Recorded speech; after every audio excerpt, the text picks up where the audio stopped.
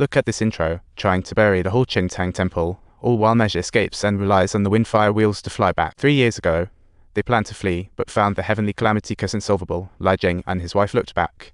But then they discovered that although the curse was unsolvable, there were alternatives. These two things called life exchange talismans. Find someone willing to sacrifice for the greater good. During the calamity, one talisman goes in the cursed person, the other in the sacrifice. And then the lightning can be transferred to that sacrifice. Li Dashai. What a conspiracy. I call that straightforward, but my plan is to trade my life for Neji's.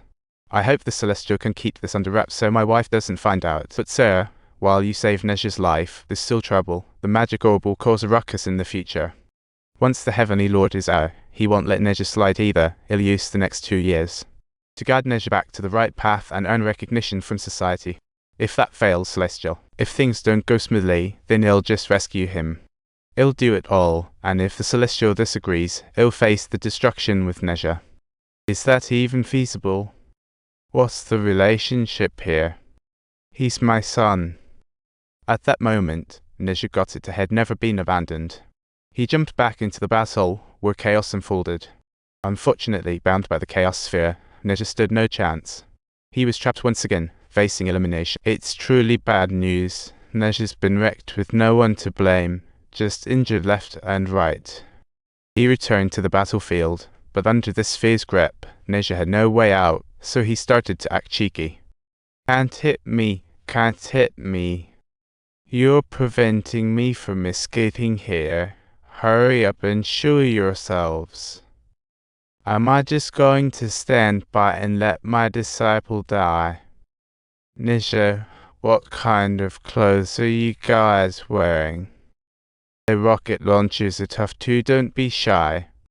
Come and catch me quick. Turning around, Neji ran smack into Jinkai and with the flash of inspiration, swapped their weapons. At this point, Ao Beng was right on his tail, setting his sights on the rocket launcher, charging at master full speed. Disciple, I'm here to lend a helping hand. Let's get you back in the game. Disciple, your master is a superhuman being. Here comes your reward.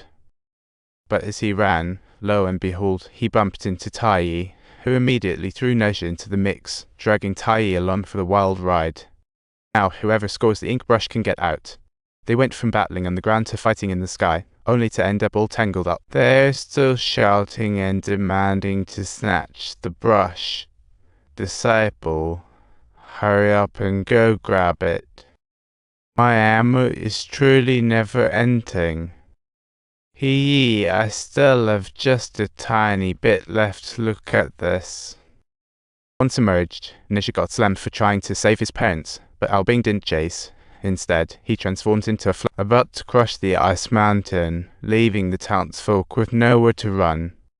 In this urgent moment, Neji went all out. Sworn to live together, reincarnated spirits. The universe is vast, here comes the chaos sphere. After this transformation, Neji got a grip on his magic side. Enveloped in flames, he soared up, pushing the ice mountain over, but dragon-formed, Ao Beng was clearly stronger. The ice mountain started descending, threatening to bury Qingtang Temple alive.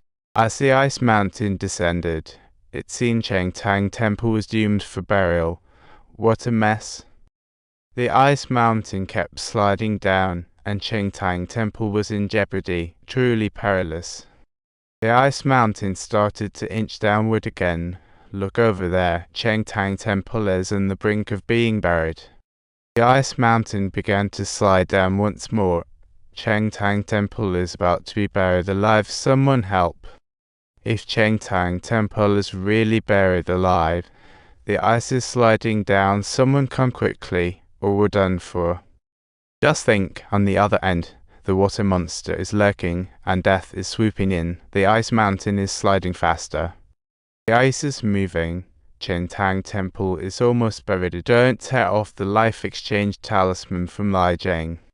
One must shoulder the responsibilities of his own life. After bidding a final farewell to his parents, he was suddenly sucked up into the air by a bolt of lightning, which was immediately followed by a thunderbolt striking down. Who would have thought At that moment, a figure darted by. It was Albane, trying to block the lightning with his dragon armor, but that was futile too. Hand in hand, the pearl and the magic orb fused together, creating an unexpected surge of power. They didn't give up. Even Tai, usually a goof-off, was moved, proving he's a good master. They were accidentally hit by the lightning, leading to a bit of chaos. They still couldn't hold up. Following a blindingly bright white light, everything gradually returned to tranquility. They dug out the precious lotus from the ruins, and Nisha, along with Albane, reappeared among mankind. Although their physical bodies disappeared, they managed to keep their souls. They temporarily survived this trial, but Tai lost his significant energy. What a loss. Meanwhile, people of Qingtang Temple knelt, thanking Nezha and Albane for saving them, born as demons. Regardless of whether Nezha can change his fate, refusing to accept it is indeed his destiny. That's the entire plot of Nezha, the Devil Child, but clearly the story doesn't end here. When the film was released, the protagonist went from being ridiculed to creating a stunning box office miracle of 5 billion. Remember to subscribe. Thanks for watching.